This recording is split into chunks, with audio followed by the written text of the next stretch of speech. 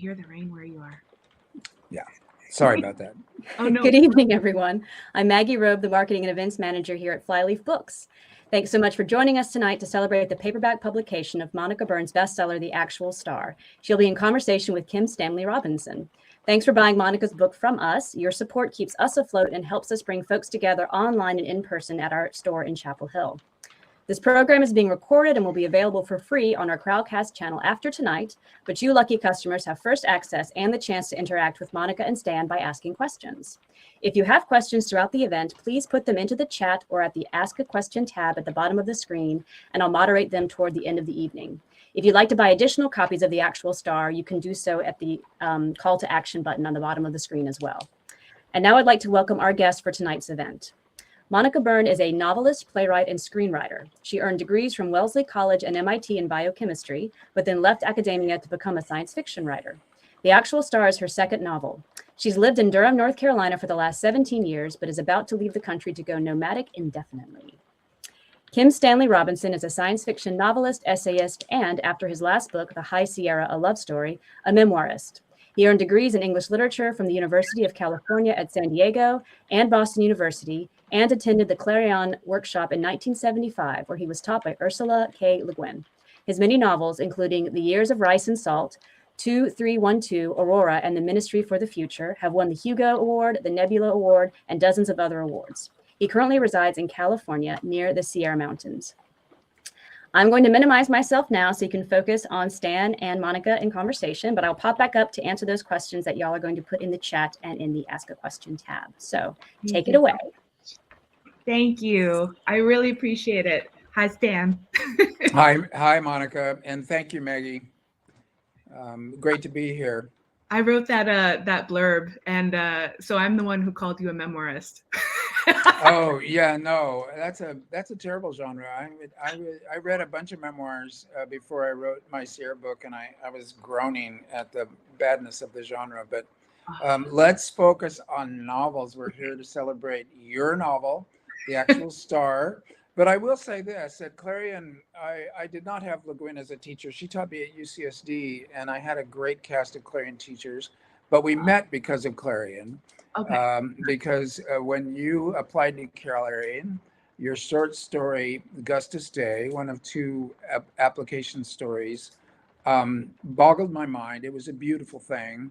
It's one of the reasons to read the application stories for Clarion. Every once in a while this happens, but not very often. And so I don't know, that might have been 2007 or so. And since then we've been friends. And so that means 15 years. And it's really, I've been watching with immense pleasure your career blossom in these 15 years. And it's been good from the beginning till now, but it really has gone from strength to strength with ever increasing power and interest, and The Actual Star is the current culmination of that.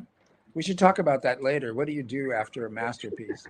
But now it's coming out in paperback. So congratulations on this. And thank you. Let's yes, and even can you tell them also that even the illustration on the cover, didn't you do the the spider? The spider, yes. But the overall design is by Harper Voyager, but I did the spider for an original piece of commissioned art, and then they used it, and I'm very happy that they did. Yeah. Yeah, it's a great cover and a great book. So I have questions for you, and we've agreed that that we're going to run this conversation in somewhat on the format of me asking you questions of things that I'm curious about.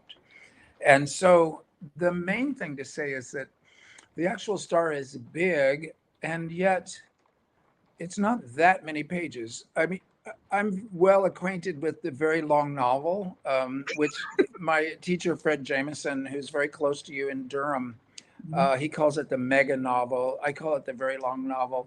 If you think of the novella as being shorter than the novel and having different opportunities, then the novel that goes on forever also has different opportunities and is interesting as such, and slightly different genre than your standard, 300-page novel. But Actual Star, when I look at it, it isn't hundreds and hundreds and hundreds of pages. It's more that you've packed in a span of time because of the form of the novel being 1,000 years apart in three parts. So it covers 2,000 years, but not covers it.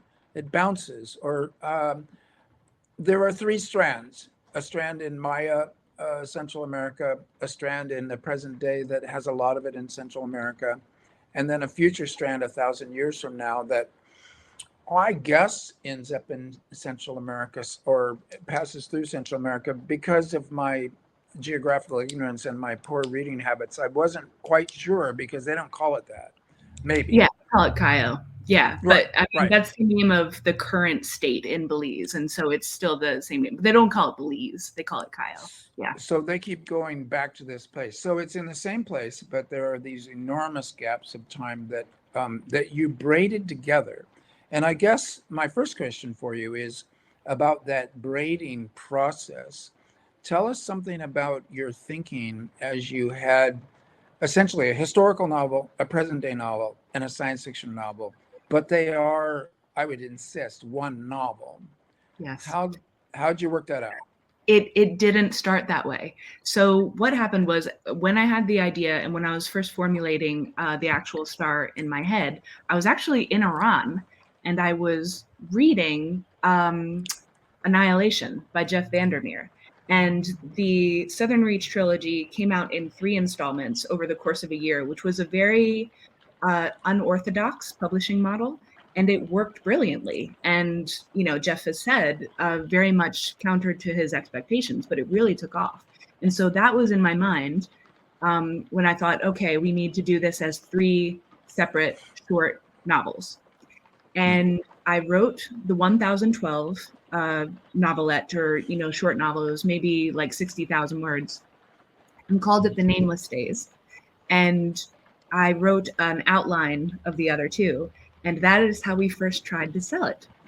And we came very, very close to selling it like that. And we barely did not. Like, the last editor said no. And one of the other editors had said, you know, this is amazing, but we just can't quite see it. Why don't you try braiding all 3 and interweaving all 3 narratives?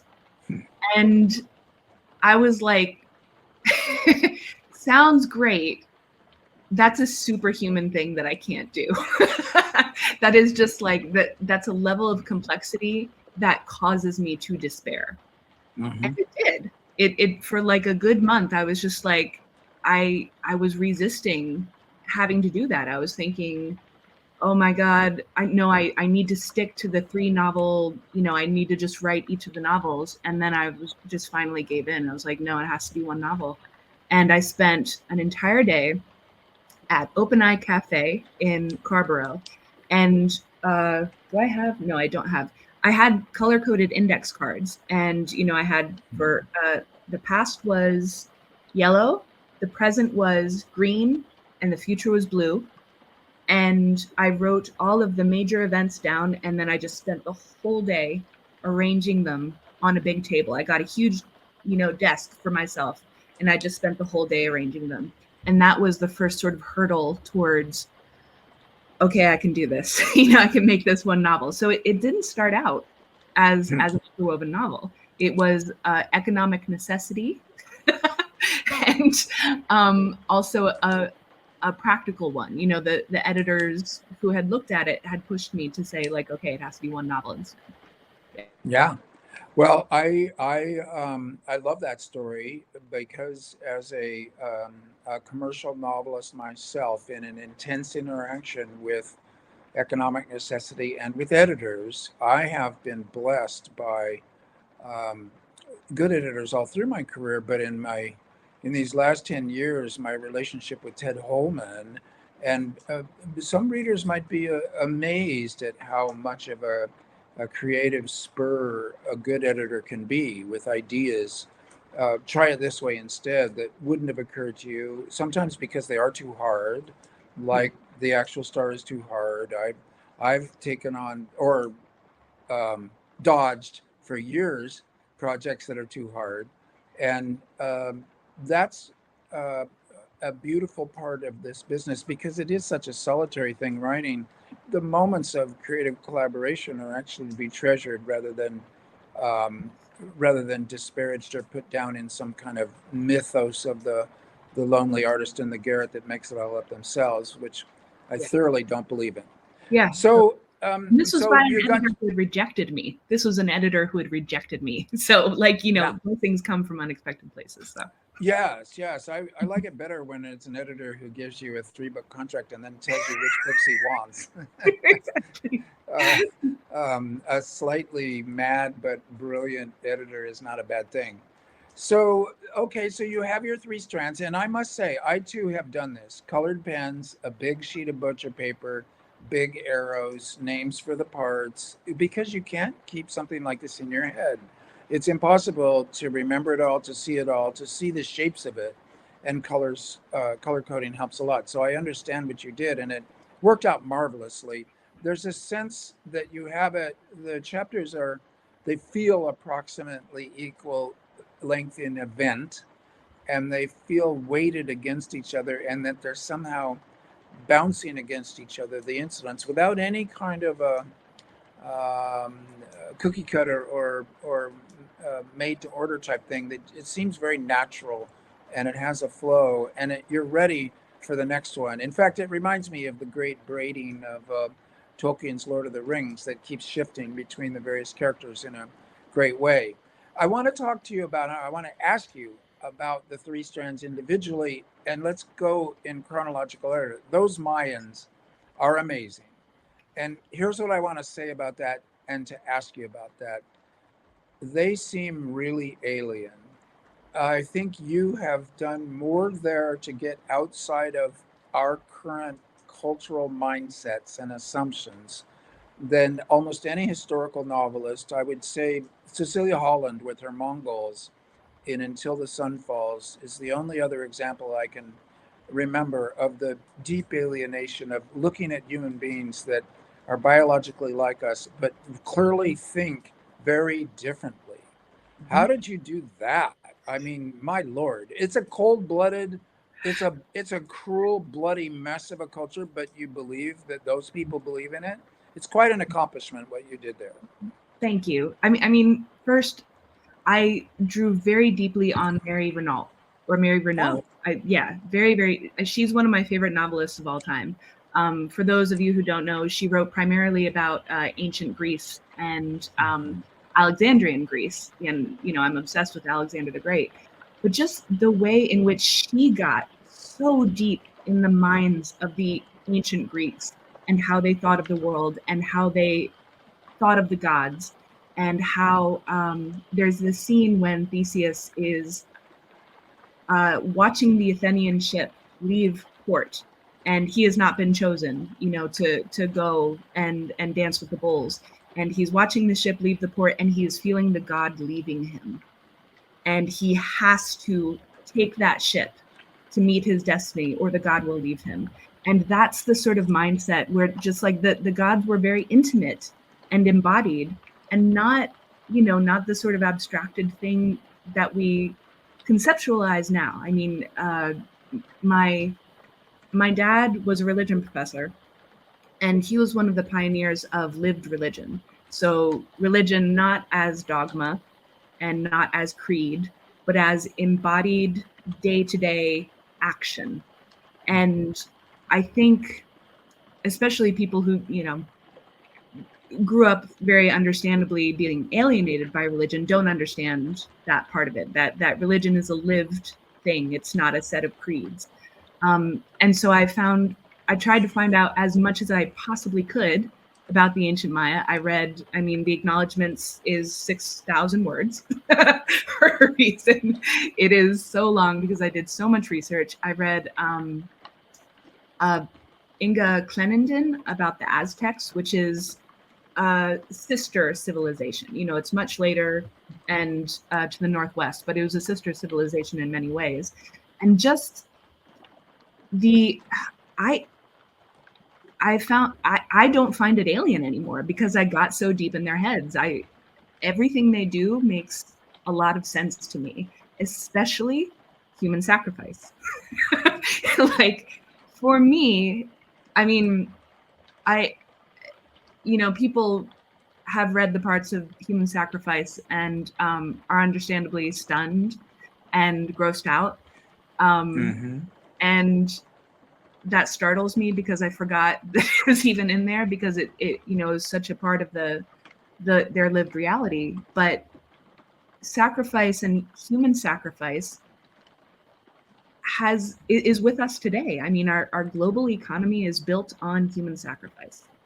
It looks different, but it's built on the sacrifice of the most vulnerable among us. And, in the ancient Maya culture and other civilizations that practiced human sacrifice, it was often the most vulnerable, captured soldiers, captured prisoners, the poor, children, virgins, the most vulnerable among us. And I don't think human sacrifice has gone away. I think it's just changed form. And so for me, looking at the ancient Maya, I admire how straightforward they were about what they were doing. They were sacrificing a victim at a time in order to make a deal with the other world and bring prosperity to themselves. And it made total sense to me by the end of, and I had to make it make sense to me in order to inhabit their minds. Yeah. Yeah. Well, it was indeed shocking and convincing, and it cast you talked about human sacrifice today and the global system of immense riches and immiseration. When you come to the present chapters, the shadow of the Mayan chapters is cast over, much more so than the future chapters. 1,000 years from now, things seem to have profoundly changed in a lot of ways, and we can talk about that later. But the present has this eerie feeling of awfulness.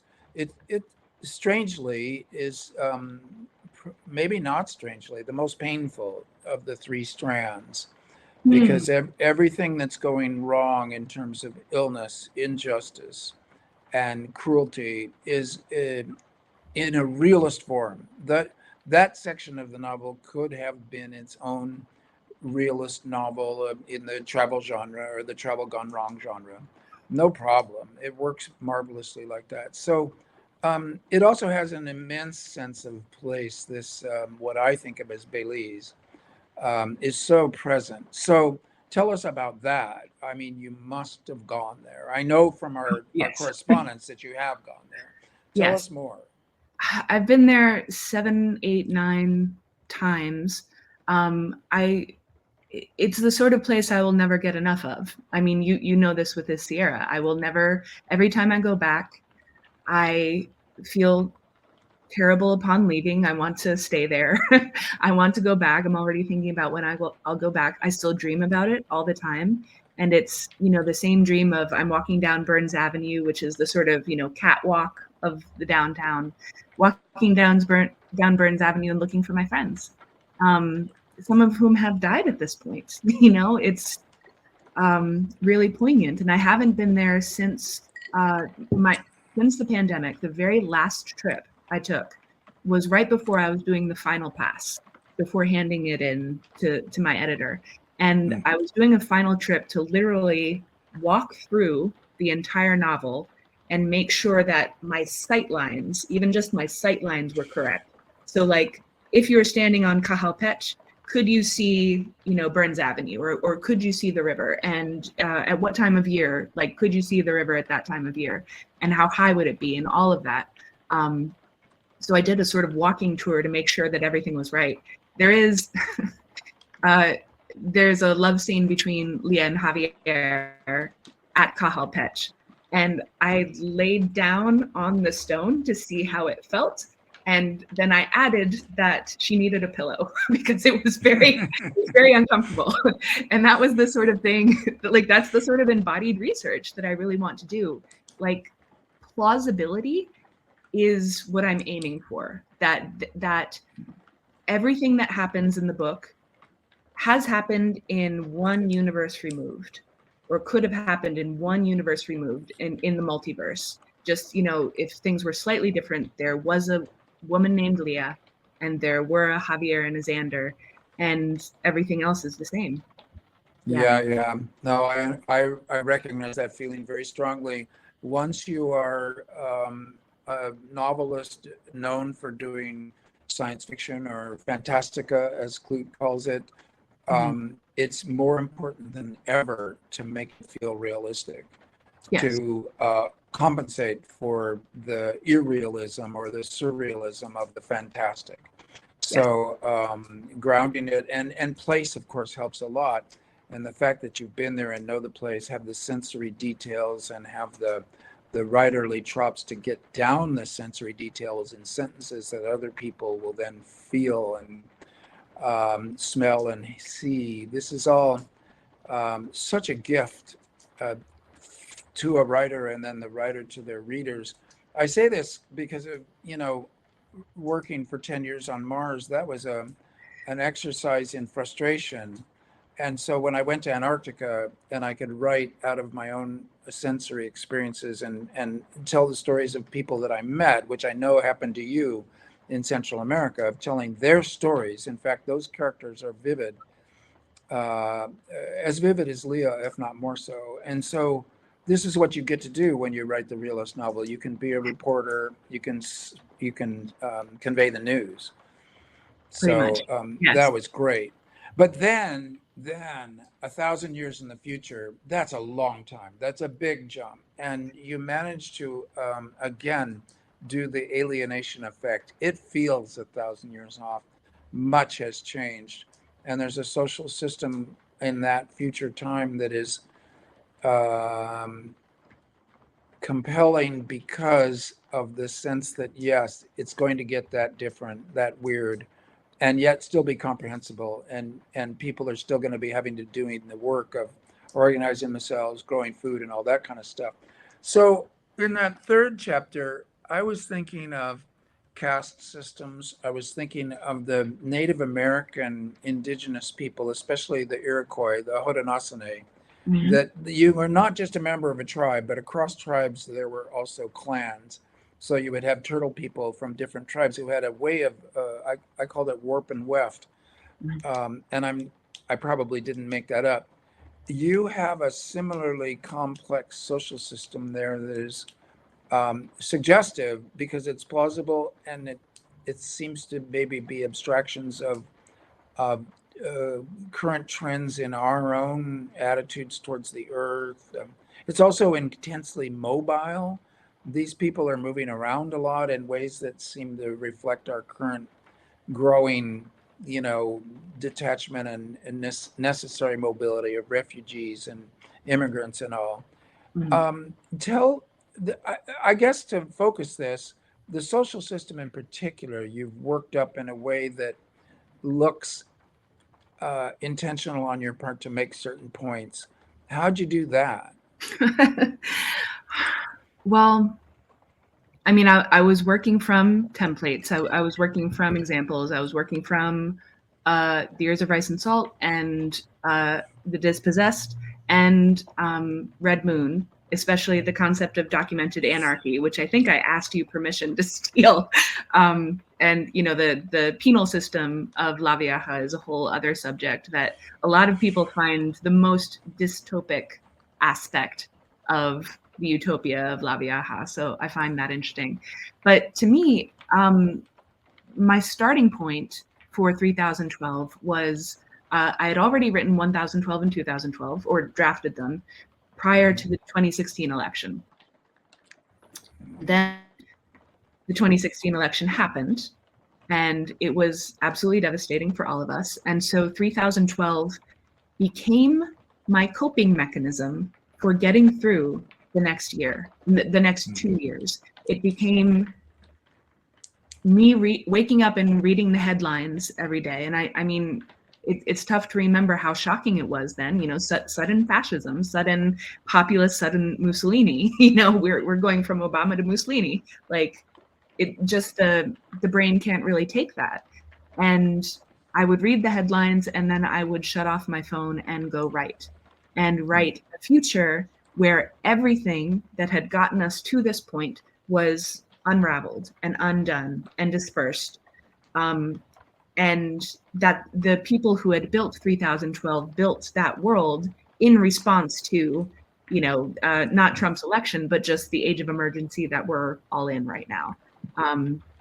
And what I found was that you had to really reconstruct society from the roots, meaning like not even kin association. You can't even be attached to kin because that's where it starts. And, I'm saying this as someone who is very, very, very attached to my family and my kin. And so, but if you're raised with a different set of expectations, we don't know. I mean, we know small scale examples. We know kibbutzes, and we know, sort of communal family raising communes, and in the dispossessed. But we've never done it to this extent where people don't even know their parents unless their parents wish to be made known to them.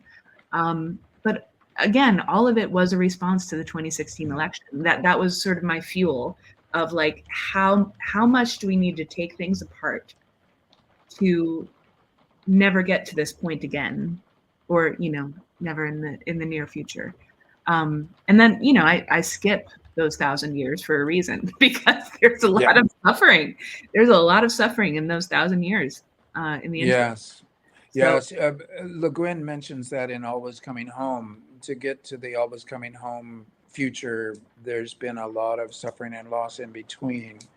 But it makes sense to me. So in a way, what you presented is, one of the things I notice is an end to patriarchy, the non-existence of capitalism as such. So it's a kind of a utopian future, but then it needs to be fought for. And this is, I think, one thing to say about utopias is you try to write them straight and you end up with a blueprint and it's kind of boring. But they would, if there was a good society, it would be under threat of falling apart or being attacked from the outside. And so you see the solution, Le Guin, Ian Banks. I've done it myself a couple times. And it seems to me you also have an intensely conflicted, it might be the most, how can I say it? The of the three strands in the actual star, that's the one where two mighty forces are coming face to face in an ideological clash. Because there's nothing at stake in the present world because it's all personal suffering. And the Mayan situation was, had its problems, but it wasn't this kind of massive two systems clash like you describe in your third part. Yeah. So was that a way of finessing the utopian dilemma? Yeah, I mean, absolutely. The first time I wrote 3012, it was basically a description. It was a book length description of what the utopia was like. And, I hope I skip this phase in the future, but you sit down to write and you can't write anything and you wonder why. And it's because there's no conflict and there's no stakes. And you're just sort of describing a series of things. And I was like, I need to put something at stake.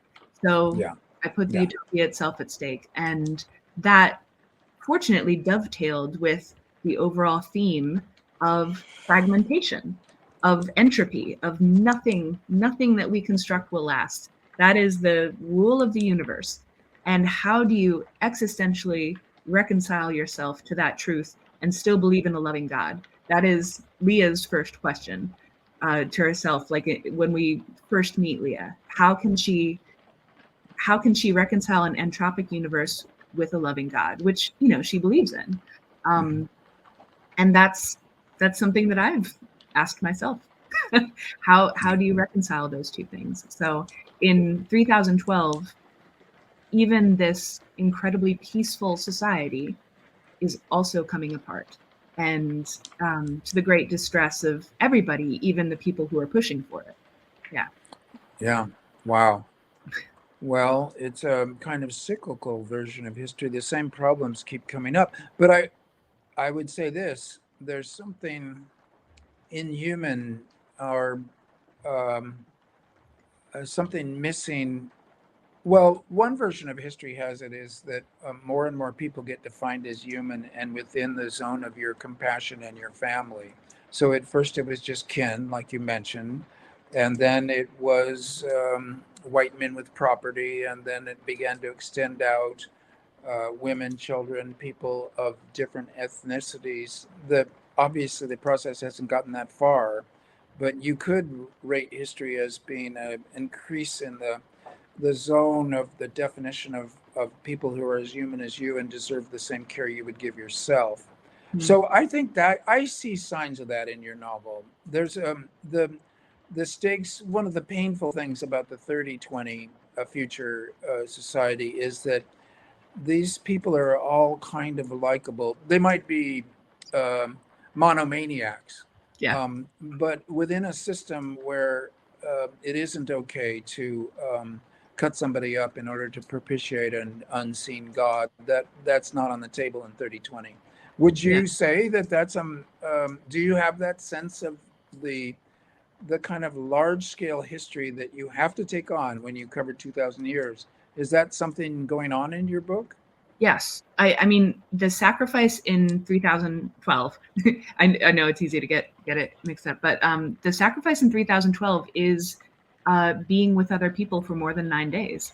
That is the huge sacrifice. You give up a very human form of intimacy, and everyone subscribes to the idea that long-term relationships are not possible. And I think, a lot of people really struggle with that, and I understand that. And at the same time, I just look at what we put up with in today's world that would be unimaginable to Paleolithic people. Like what the things we put up with are just unimaginable. And so how I mean, when you're saying cyclical time, like another thing that the 2016 election did to my brain was just destroy any last preconceptions I had about the myth of progress, that everything is just inevitably going to get better and better. And that sort of blows everything wide open, right? If everything's not continually getting better and better, then what are we fighting for? And oh, now I've forgotten the question. But in 3012, I think they've arrived at a point, and I stole this directly from Dune, where they're stagnating. Humanity is stagnating, and so they need a sort of new infusion, like a radical change, in order to keep the human race, lively. It's and Frank Herbert does it in such a subtle and exciting way. But that's where I was getting that from. Hmm. Hmm. Yeah. Well, now the okay, relationships only 9 days long, people moving around the earth on a continuous basis, no sense of home, no sense of family. This is a very much of a nomadic, and humans have been nomadic from the time that we evolved out of whatever was pre-human, those earlier versions of ourselves. It's been move, move, move. It brings up to my mind your wonderful first novel, Girl in the Road, Thank you. which is another travel novel, a nomadic novel, all over East Africa, all over India, and on the great artificial solar powered bridge on the Yes. sea between India and East Africa, which is a beautiful device for. Tell us about the Girl in the Road, how it was, maybe to keep it focused on the actual star. You finished first novel. It's a great first novel. It wins the Tiptree Award. It makes a big splash. Then it's different because the novel being more than a genre, that's one kind of novel. This one's a different kind of a novel. Do you uh, do you have a sense of what will come next? Do you have a sense of continuity between? Did you learn anything in Girl in the Road, or did you have to relearn everything? I mean, this is a whole suite of questions, but Yes. you see where I'm getting at. Relationships between your novels. Well, career-wise, it would have been really convenient if I'd had an idea for a short novel that I didn't have to do a lot of research for. for my second novel. I did not. I had an idea for an epic novel that would take an enormous amount of research, including lots of trips and lots of money and many years. What's next is a much easier book. It's 60, 70,000 words. It's set in my hometown. I don't have to do a lot of research. It is all outlined already. I'm very excited about that. I'm very excited about not spending another 8 years writing the next book. Was it 8 years? Yeah. I know. So I was already, the first time I was in Belize, I was actually finishing The Girl on the Road. And yeah, so I think we sold it right after I got back from my second trip to Belize. So there was some overlap there. I finished The Girl on the Road in Belize, so it's surreal to think about that. But I think, I mean, in terms of just common themes, just walking, walking seems to be, and travel and tourism and being a stranger in a strange place really seem to be recurrent themes. The protagonist in my next novel is also a tourist. And so that, like, even if I'm writing close to home, the body of a tourist narrating what she or he sees is very central to my mind. And I think that's because, I travel all the time and or as much as I can, and I love to. And that's what stimulates my brain. So when you change genres to plays, because you also write plays, does that put you in a different space? Because you can't be walking for... Yeah. Totally. Well, first, the actual start, before I was thinking, when I very first had the idea, I had originally thought of it as a play. And I very quickly realized that it needed to be a novel. But I had this idea that it would be a play on 3 levels, like literally like an archaeological epigraphy. Yes, where there would be 3 different plays happening at the same time, and they would interweave and overlap. And that's what ended up happening in the novel.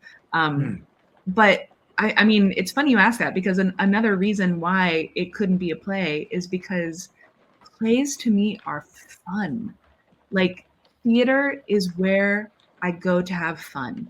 And I remember someone once asked me, like, why are your plays so broad?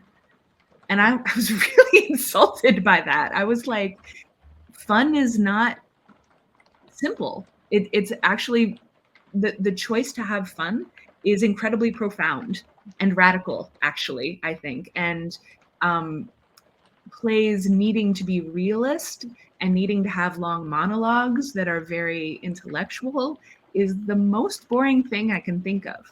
Plays for me are where me and my friends have fun. And that is the primary objective. And there are very deep themes, to my plays, but that's not incompatible with us also just having a lot of fun on stage. So it's a completely different headspace for me. Yeah. But certainly, I mean, the connection is writing, and also writing dialogue, because in your novels you have great conversations, and so you've got a lot of practice in that, because plays have to rely on dialogue, even to have their plots go.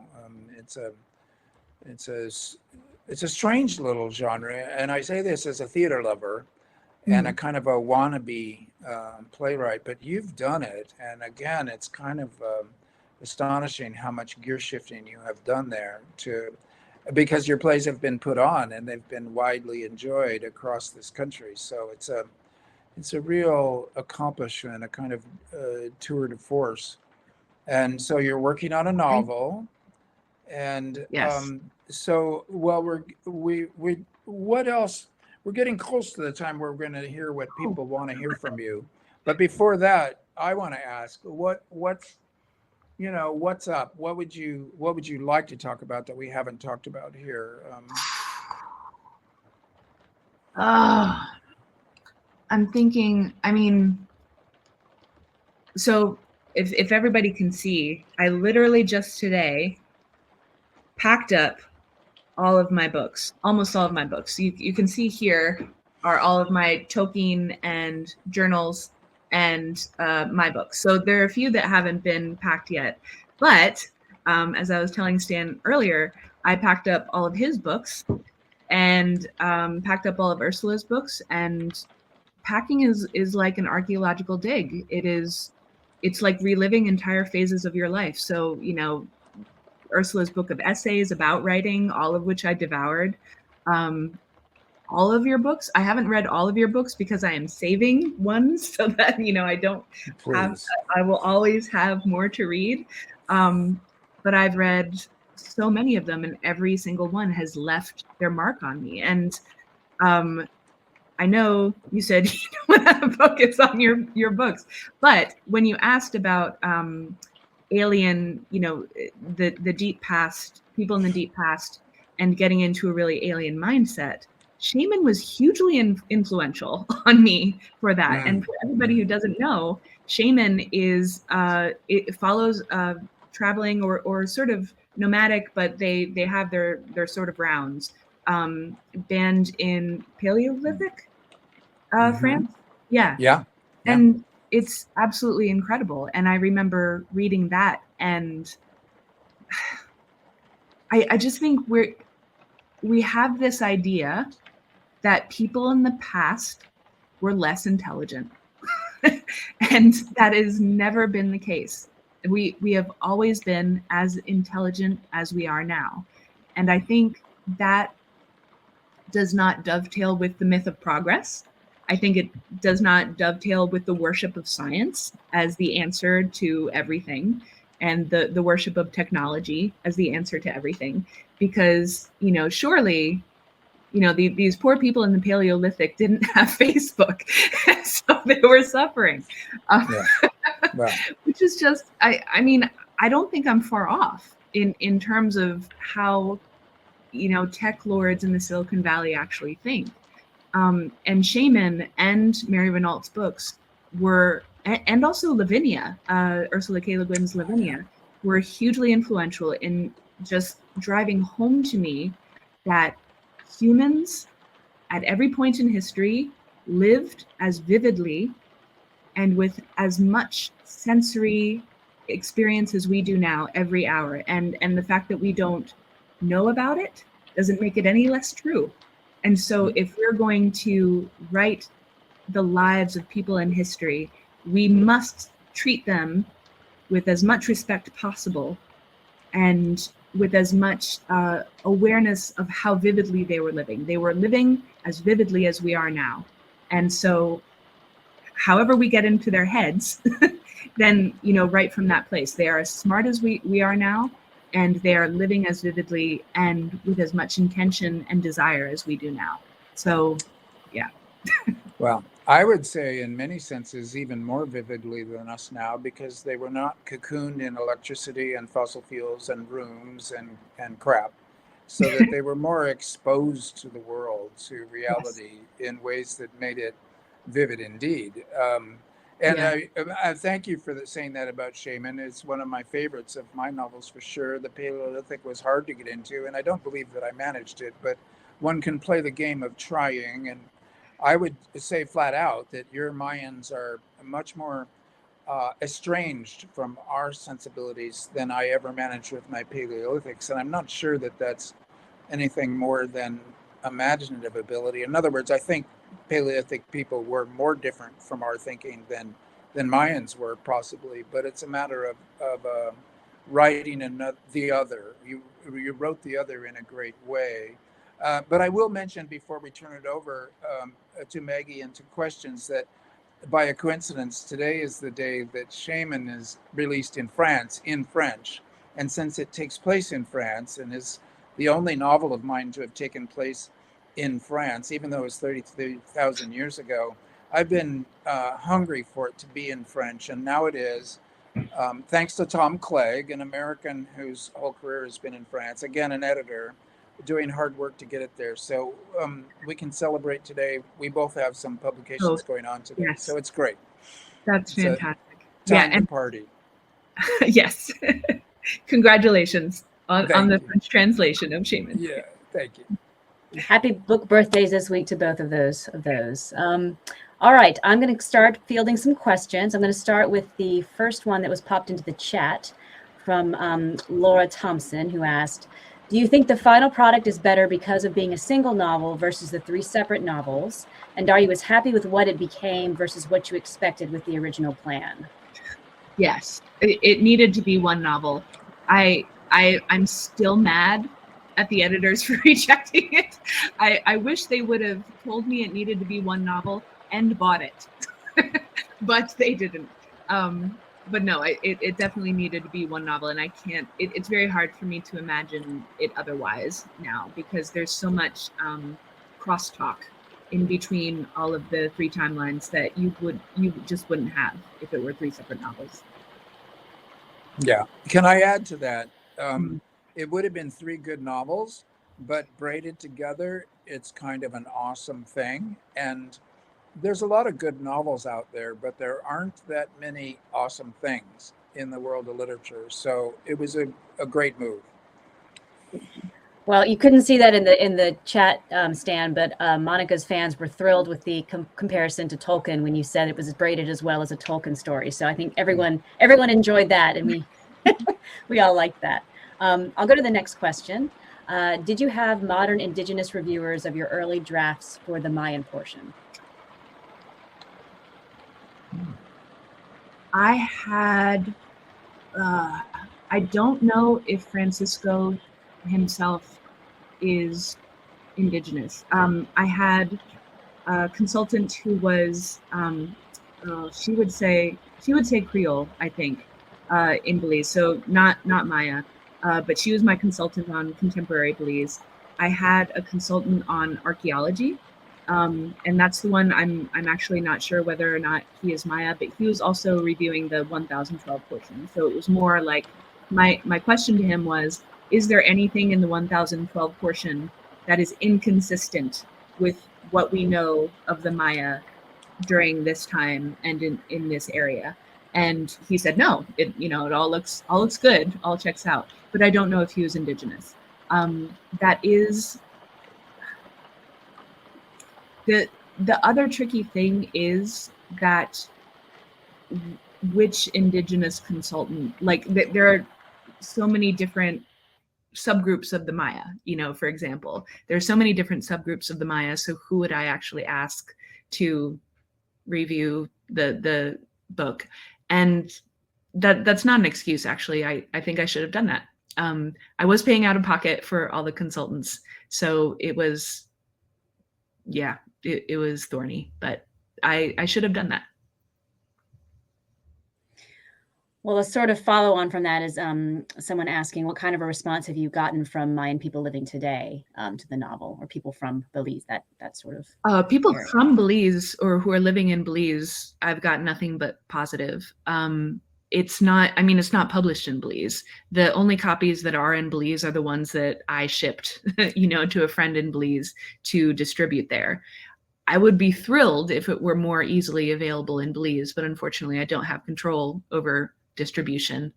I would welcome more readers in Belize and Belizean readers, and for them to tell me what they think, but also, they don't have to. Yeah.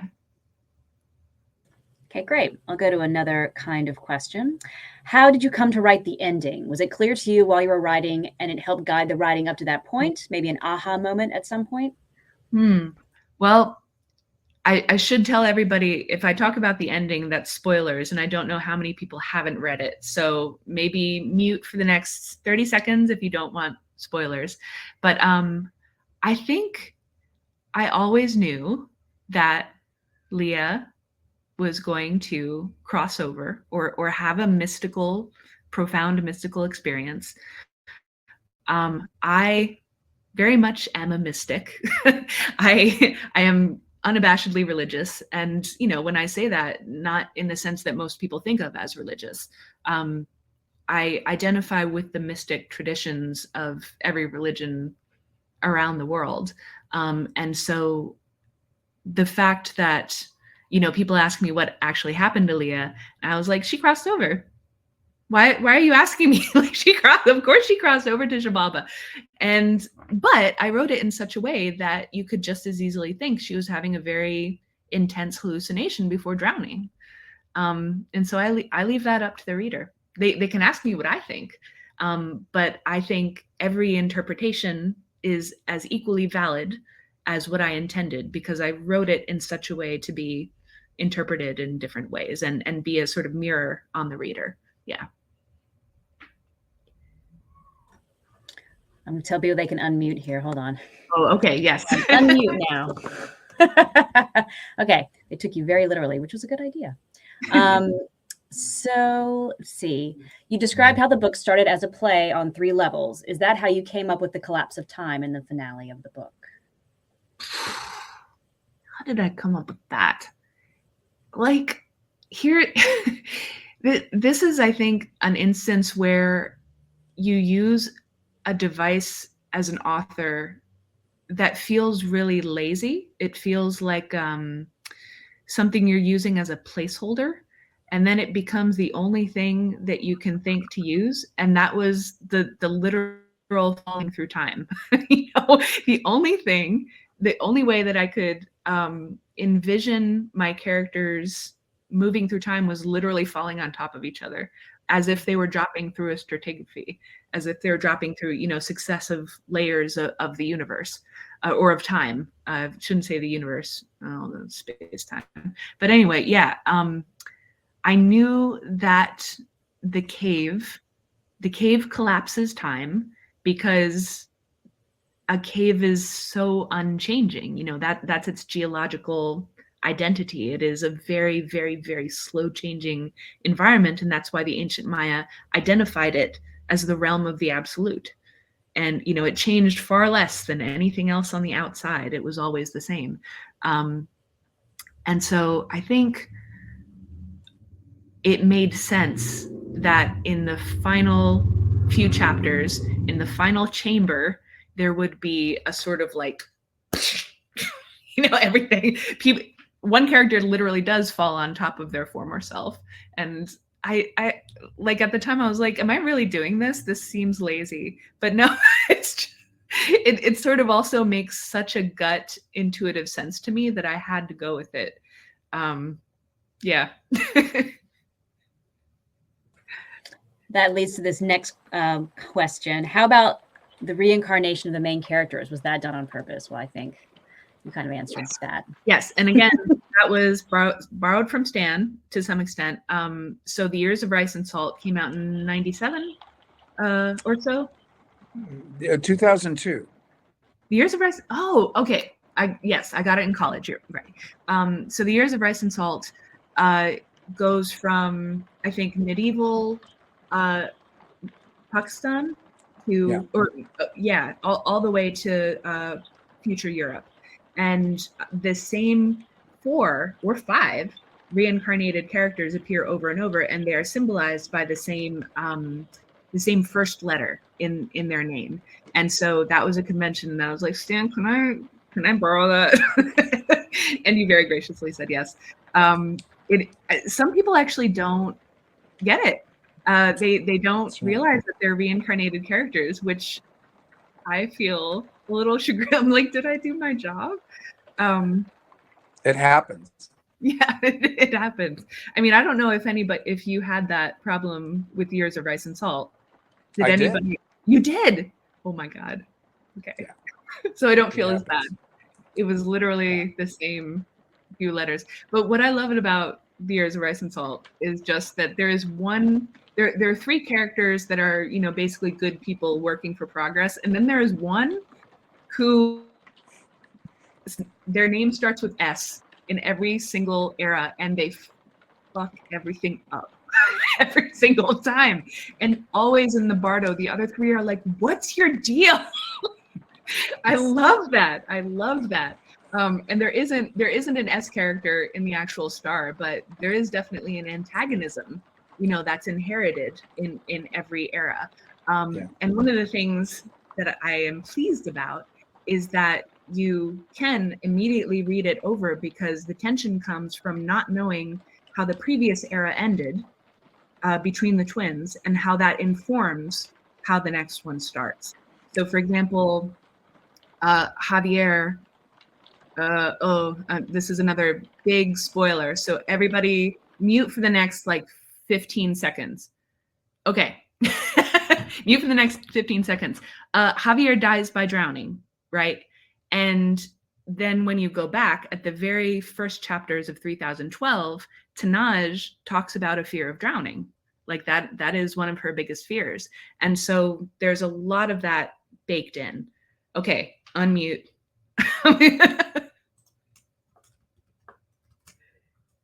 There we go. Okay, I think someone asked about your favorite of Stan's novels, which I think we already touched about earlier. You were talking about what you loved in his book. Yeah, exactly. That was I think that's clear. So I think we'll move on from that. So I have this specific question. When contemplating sex in 3012, how did you think about the tension between what will be relatable to today's readers versus what will have changed culturally in 1,000 years? Oh, man. People have really strong reactions to the sex in the whole book, but especially in 3012. There are entire Goodreads reviews where they complain about how horny it is. And I'm like, it makes me feel like what life are you living? Like, just because sex is such a normal part of life. And I think we're conditioned to view sex scenes as the only function of sex scenes is to arouse, and that's problematic. I mean, I think sex scenes, as much as any other kind of scene, reveal character and further plot, and those were those were two of the things I was thinking of. Like, how will this sex scene actually further plot? So for example, there's a sex scene that doesn't turn out to be a sex scene. It's where Tanaj is acting as a sex worker, basically. But she finds out that the person who has asked for her, as a sex worker, just needs to talk, just needs to talk a lot. And that is another form of sex work. And that is another form of sex work that people do now. People actually don't even want to have sex. They just want someone to listen to them. And so it's not all that different from what I mean. I live in Durham, which is admittedly a very, very hippie, polyamorous, liberal, progressive, whatever enclave, but it seemed to me just a natural extrapolation of what I see happening around me. Yeah, and there's no shame or stigma or anything around sex, including in its description. So yeah. And that upsets people. Yeah, this country has issues with sex. That's my personal opinion. So since we're almost wrapping up at the end, here's a question about the ending of the book. So I'm going to end with this. Were you trying for a hard or significant emotional experience with the ending? This person said, I guess I'm curious about how natural or intentional it played out because OMG, it hit me so hard. Oh, what part of the ending though? Just is it like the last chapter or all of it? I mean, the fact of, again, I'll try to avoid spoilers, but what happens, you find out something about Leah late in the book, very late in the book, that also really colors your reading of the last chapter where she is going through the cave by herself. Again, I mean, that's super personal. The condition that she has is one that my mom had and died of it. And so for me, it was a way of redeeming that condition and trying to find good in it. So it hit me hard too. I cried a lot while writing and revising that very last chapter and the very last scenes. And I would listen to Janelle Monáe's Mushroom and Roses over and over and over and over with these headphones, actually. So I would be completely immersed in it, and just cried my eyes out and kept writing. So I'm glad it hit you hard too. Can I say it was a great ending? And same true for Girl in the Road. And this has to do with structure of actual reveals and plots in a clever structuralist way. And then it has to do with sentences. These are really bravura passages of writing per se, a kind of poetry on the page. Really, Monica, incredible gift. Keep squeezing it, pushing it, and writing sentences.